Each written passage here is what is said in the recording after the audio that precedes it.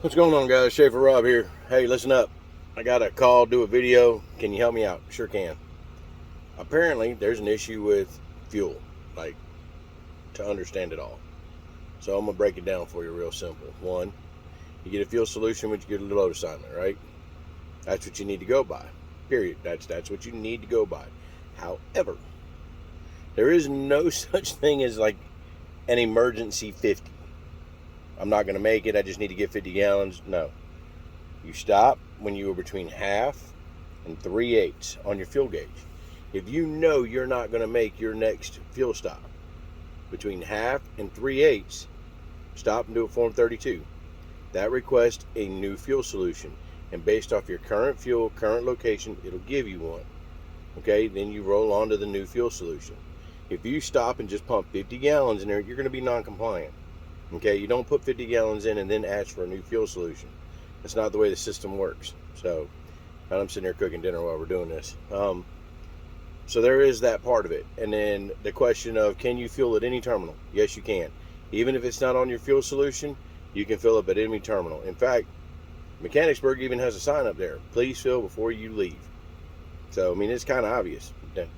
They're not asking. The only time I don't is if they want me to get fuel at the Loves or whatever, then I'll fill up before I go to the terminal or whatever. But you can fill at any terminal, anytime. You don't need it to be on your fuel solution, right? So there's that.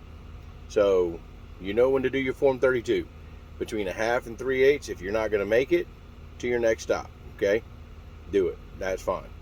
That'll overrun because your fuel solution is based off of its averages. The computer's averaging.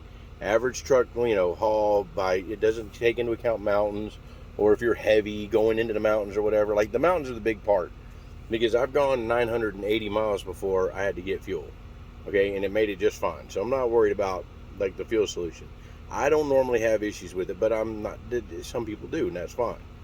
Here's the thing: if you don't follow your fuel solution, what ends up happening is they're going to turn your fuel card off, and it will only be active at the spots that are on your fuel solution in your load assignment.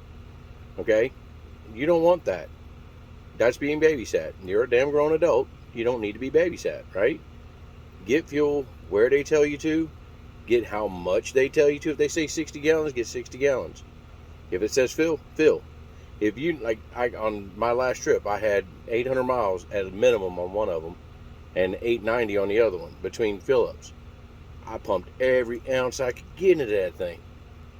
Just do it. I mean, you do whatever you got to do, but I'm saying, if it says 67 gallons, 72 gallons, 96 gallons, that's what you pump.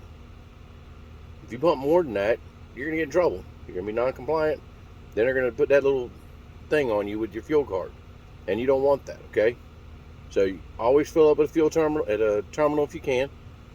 Follow your fuel solution. If you can't make it, then go ahead and send in your message 32 between a half and 3/8.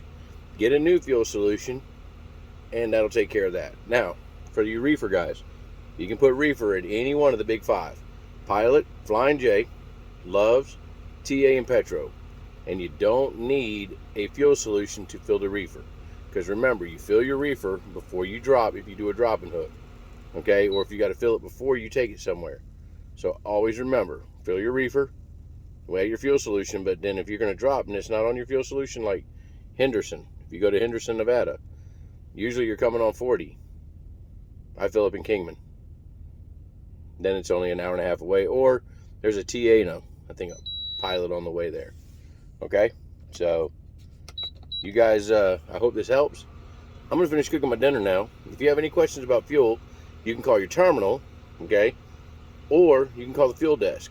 Start with your terminal, but everything I just gave you should answer all your questions. If it doesn't, message me. I'll be more than glad to help you out. In the meantime, guys, shiny sign up, sticky side down, and keep it between the lines. I'm Schaefer Rob. Please be safe.